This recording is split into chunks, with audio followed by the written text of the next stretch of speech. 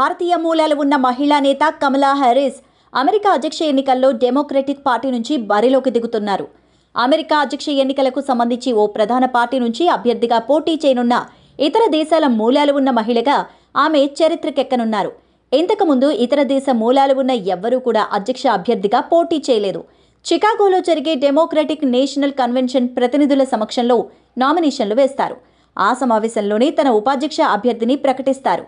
కమలా Harris అధ్యక్ష అభ్యర్థిత్వానికి ప్రస్తుత America అధ్యక్షుడు జో బైడెన్, మాజీ అధ్యక్షులు బరాక్ ఒబామా దంపతులు మద్దతుగా నిలిచారు.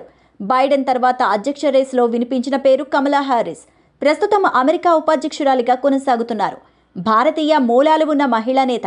పార్టీ అభ్యర్థిత్వం కోసం ప్రతినిధుల ఓట్లను వర్చువల్ విధానంలో తీసుకుంటున్నారు. కమలా హ్యారిస్ ఇప్పటికే మెజార్టీ ఓట్లు సాధించారని డెమోక్రటిక్ నేషనల్ కమిటీ ప్రకటించింది.